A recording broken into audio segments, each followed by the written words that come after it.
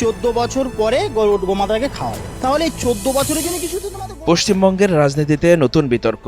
একদিকে গরু জবাই ও গরুর মাংস বিক্রিতে কড়াকড়ি আরোপ করেছে নতুন নির্বাচিত বিজেপি সরকার, আর ঠিক সেই সময়েই সামনে এসেছে মুখ্যমন্ত্রী শুভেন্দু অধিকারীর কিছু ভিডিও, যেখানে শুভেন্দুকে বাটি বাটি গরুর মাংস খেতে দেখা যাচ্ছে।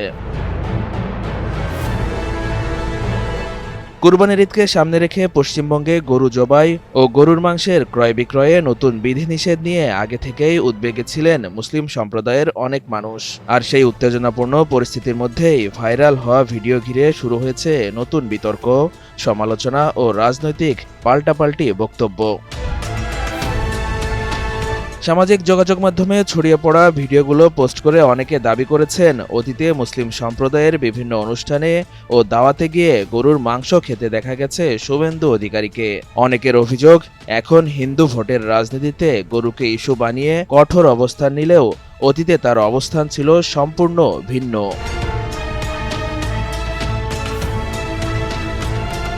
রেইনবো অ্যাক্রোপ্লাস্টে অ্যাক্রিলিক এমালশন থাকায় মুছে ফেলা যায় যে কোনো দাগ সহজেই। Rainbow paints, colour of joy. যদিও ভাইরাল হওয়া ভিডিওগুলো পুরনো বলেই জানা গেছে, তবে বর্তমান রাজনৈতিক পরিস্থিতিতে সেগুলো আবারও নতুন করে আলোচনায় উঠে এসেছে।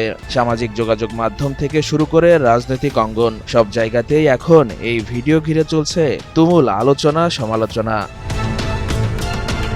এদিকে নতুন বিজেপি সরকারের গরু ইস্যুতে কড়াকড়ির প্রভাব পড়তে শুরু করেছে গরুর বাজারেও। ব্যবসায়ীরা বলছেন, রাজনৈতিক অনিশ্চয়তা, প্রশাসনিক চাপ এবং ক্রেতাদের আতঙ্ক সব মিলিয়ে মারাত্মকভাবে ক্ষতিগ্রস্ত হচ্ছে তাদের ব্যবসা।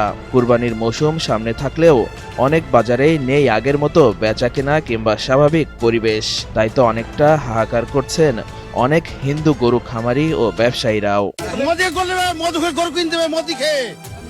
গরু মদ খেয়ে কিনতে হবে। আমার 5 লাখ টাকা লোন নেওয়া, সব মহিলারা এসছে আমার বাড়িতে, এসে বলছে লোন শোধ করো। আমি কি করে করব? চলো আমার বাড়িতে কি অবস্থা। 14 বছর পরে গোমাতাকে খাওয়াবে, তাহলে এই 14 বছরের জন্য কিছু তো তোমাদের গোমাতা। আমাদের গরু কুরবানি করতে দিক, আর না হলে এই লোক আত্মহত্যা মরে যাবে, সরকারের দায় নীতি। ভাইরাল ভিডিও, গরু রাজনীতি, কুরবানির আগে বাড়তে থাকা উত্তেজনা এবং ধর্মীয় সংবেদনশীলতা ঘিরে পশ্চিমবঙ্গের রাজনীতির পরিস্থিতি এখন নতুন মোড় নিয়েছে। একদিকে রাজনৈতিক পাল্টাপাল্টি অভিযোগ, অন্যদিকে সাধারণ গরু ব্যবসায়ী ও সংখ্যালঘু সম্প্রদায়ের উদ্বেগ। সব মিলিয়ে রাজ্যের পরিস্থিতি নিয়ে শুরু হয়েছে ব্যাপক আলোচনা।